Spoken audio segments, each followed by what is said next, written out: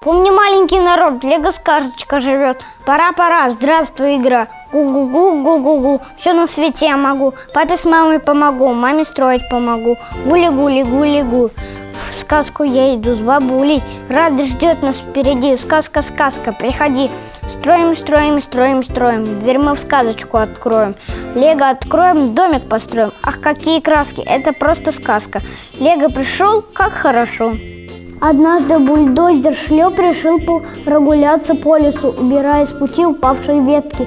Шлеп неспешно катился вперед, наслаждаясь пением птиц и шумом ветра. И вдруг Шлеп услышал такой знакомый треск. Этот звук бульдозер не спутал бы с никаким другим. Так трещат горящее дерево. Шлеп принюхался, пахло гарью. «Пожар!» — ахнул бульдозер и поспешил на звук. Вскоре впереди показались горящие деревья. «Надо срочно вызывать винта!» — подумал Шлеп и потянулся к рации. Вертолет Винт не заставил себя долго ждать. Он привез и вылил на горящий лес целую бочку воды. Однако этой воды оказалось недостаточно.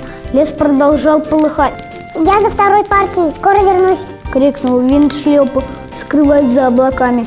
Ожидая друга, бульдозер начал потихоньку разгребать тлеющие головешки. Неожиданно сквозь шум и треск до Шлепа донесся слабый писк.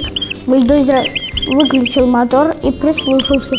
Вскоре из-под корней одного из горящих деревьев вновь раздался сдавленный писк. Видимо, одного из обитателей леса придавило ветками, и он не мог выбраться. «Может, сгореть или задохнуться?» С ужасом подумал Шлеп и активно заработал ковшом.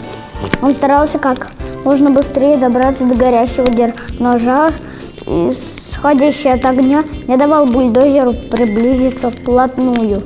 «Винт, где же ты?» В отчаянии подумал Шлеп, и буквально в тот же момент ощутил на лице сильный поток воздуха. Это был не Винт. «Дасти!» — обрадованно крикнул бульдозер. «Со своей персоной!» — подмигнул самолетик. «Да жарковато тут у тебя, еще как! Но нужно бежать под тем деревом, кто-то попал в беду. Нам нужно его спасать!» Дасти не пришлось упрашивать дважды. «Я буду отдувать от тебя огонь, а ты разгребать павшие ветки!» Быстро решил он. И друзья принялись за работу, вдуваемые ветром, которым создавали вращающие винты Дасти. Шлеп быстро добрался до дерева и вытащил из-под ветвей маленького испуганного зайчонка. Живой выдохнул бульдозер, увидев, как малыш часто заморгал и поплотнее прижался к автомобильчику. «Дасти, его нужно отвезти в больницу, поможешь?» — обратился Шлеп к самолетику. Конечно, улыбнулся Дасти и, подхватив зайчонка, взял курс на поселок. Провожая взглядом удаляющийся самолетик, бульдозер заметил в небе увеличившуюся точку. Это был Винт.